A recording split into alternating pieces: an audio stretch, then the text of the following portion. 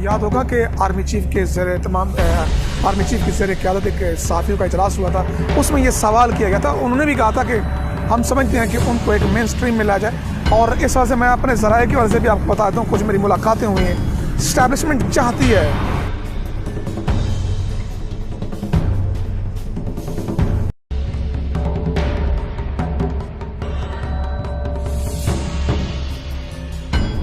तहरीक-ए-लब्बैक के अमीर हाफिज साद रिजवी को 90 रोज़ के लिए नज़रबंद किया गया था। 90 दिन पूरे होने वाले थे कि हुकूमत पंजाब ने नज़रसानी बोर्ड के सामने दरख्वास्त दी कि इनकी नज़रबंदी में तोसी की जाए, क्योंकि अल्लामा साद रिजवी को 3 MPO के तहत नज़रबंद किया गया था। हुकूमत पाकिस्तान चाहती थी कि इन्हें मज़ीद नज़रबंद रखा जाए। नज़रसानी बोर्ड ने हुकूमत पंजाब की ये दरख्वास्त मुस्तरद कर दी, जिसके बाद हुकूमत पाकिस्तान ने और ज़िली इंतज़ामिया ने अल्लामा साद रिजवी को इंसदाद दहशतगर्दी एक्ट के तहत दोबारा नज़रबंद कर लिया। हुकूमत के इस इक़दाम के ख़िलाफ़ अल्लामा साद रिजवी के चचा ने लाहौर हाई कोर्ट में एक पटिशन दायर की, जिसमें हुकूमत के इस इक़दाम को गैर आइनी और गैर कानूनी करार दिया। और देखें जी, ये जो बात है ना साद हुसैन रिजवी साहब की रिहाई के हवाले से, उनकी जो ज़ेर हिरासत उनको रखा गया है, उनके चचा अमीर हुसैन की जानिब से उनको चैलेंज किया गया। वो दरअसल बात यह है कि पहले जो उनकी नज़रबंदी का मामला था वो 3 MPO की तरफ के तहत था। उसके बाद जब उन्होंने इसको सिंगल बेंच में चैलेंज किया, वहाँ पर फैसला जो तहरीक-ए-लब्बैक के ख़िलाफ़ चला गया। फिर इसके बाद जो 3 रुकनी बोर्ड बना, उसने इस जो ज़ेर हिरासत का मामला था वो तहरीक-ए-लब्बैक के हक़ में फ़ैसला किया और उस नज़रबंदी के बारे में ये कहा था कि अगर किसी और केस में मतलूब नहीं है तो उनको फ़िल फ़ौर बाइज़्ज़त जो वो बरी किया जाए और ज़ेर हिरासत ना रखा जाए। फिर हमने देखा कि DC लाहौर ने जो है अचानक, यानी कि जिस दिन 10 तारीख़ थी, उससे यानी कि शाम 5 बजे उन्होंने रिहा होना था।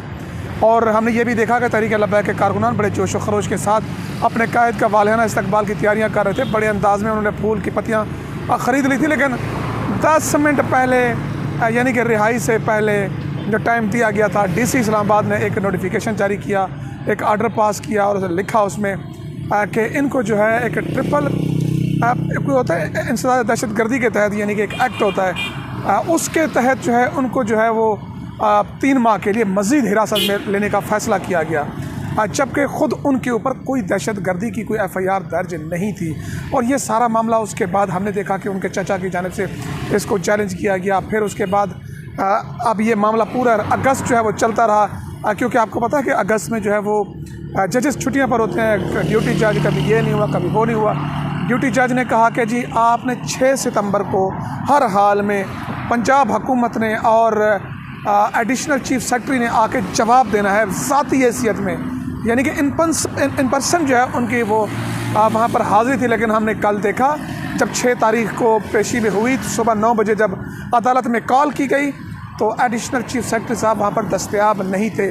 उनके भी डिप्टी, उनके भी एक वो जो है, उन्होंने कहा कि जी वो मीटिंग्स में मसरूफ़ है। तो वहाँ पर जस्टिस फ़ारूक हैदर जो तवील छुट्टियों के बाद वहाँ पर आए थे, उन्होंने केस की समाअत की और केस की समाअत करने के बाद उन्होंने बरहमी का इजहार किया शदीद बरसे हुकूमत के रवैये पर और एडिशनल चीफ सेक्रेटरी के रवैये पर कि ये अदालत ज़्यादा इम्पॉर्टेंट है या मीटिंग ज़्यादा इम्पॉर्टेंट है। जब ज़ाती हैसियत में तलब किया गया तो क्यों नहीं आए।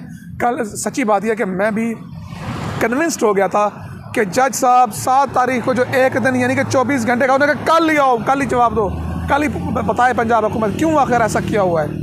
ये केस लाहौर हाई कोर्ट के जस्टिस फ़ारूक हैदर के सामने लगा। तहरीक-ए-लब्बैक को उम्मीद थी कि उन्हें कोई रिलीफ ज़रूर मिलेगा।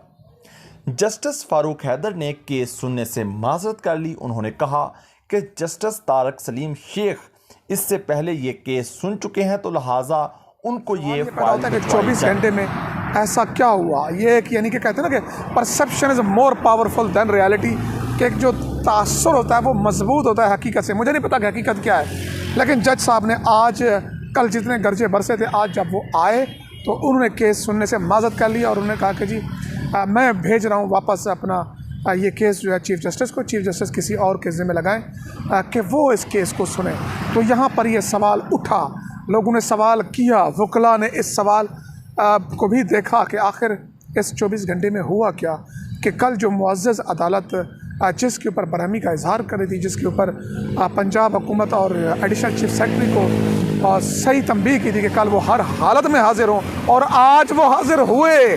मज़े की बात है कि आज वो हाजिर हुए, लेकिन जब समाअत होनी थी, जब जवाब देखना था, तो उन्होंने केस की समाअत करने से माजरत कर ली।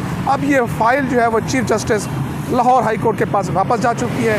अब देखना यह है कि 9 तारीख को ये केस किस अदालत में लगता है। मुझे पर्सनली जो समझ आ रही है या परसेप्शन एक बन रही है लोगों के दरमियान, वो ये है कि साद रिजवी को केस में डिले करते करते आखिर ये 3 माह भी मुकम्मल हो जाएंगे। आलमोस्ट 2 महीने से टाइम ऊपर चला गया है।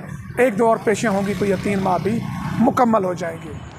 अब सवाल यहाँ ये पैदा होता है कि हाफिज़ साद रिजवी को पहले 3 MPO के तहत नज़रबंद किया गया और अब इंसदाद दहशतगर्दी एक्ट के तहत दोबारा नज़रबंद कर दिया गया है।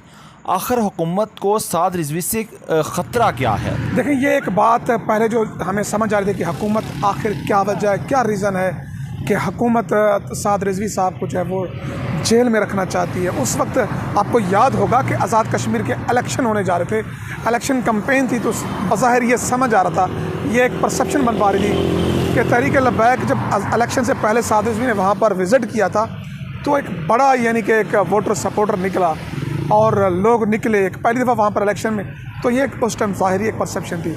अब समझ नहीं आ रही कि जिसके ऊपर आपको याद होगा कि आर्मी चीफ़ के ज़रिए आर्मी चीफ़ के ज़रिए क़यादत एक सहाफ़ियों का इजलास हुआ था, उसमें ये सवाल किया गया था। उन्होंने भी कहा था कि हम समझते हैं कि उनको एक मेन स्ट्रीम में ला जाए, और इस वजह से मैं अपने ज़राए की वजह से भी आपको बताता हूँ, कुछ मेरी मुलाकातें हुई हैं।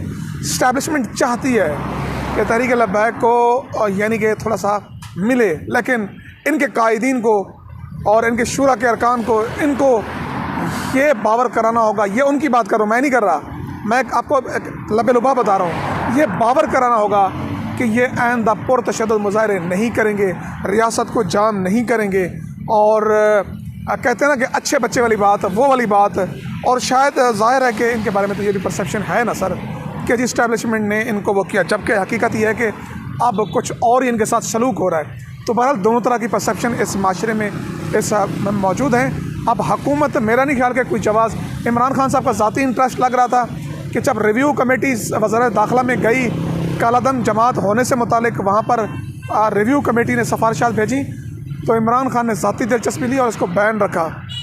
तो बहरहाल अगर रियासत के ऊपर हमला करना ही अगर माज़ा चाहता हूँ, अगर हमले से ही कहने का जी पुरतशद्दुद मुज़ाहरे हो गए थे, तो मेरे भाई हम इसी इस्लामाबाद में रहते हैं, ये मेरे अकब में पार्लिमान है, मेरे अकब में PTV है, यहाँ पर भी हमला हुआ, यहाँ पर भी इमरान खान साहब से लेकर शाह महमूद कुरैशी से लेकर असद उमर से लेकर PTI की पूरी क़यादत नवाज शरीफ दौर में ATC इंसदाद दहशतगर्दी की अदालत में केस भुगतती रही है।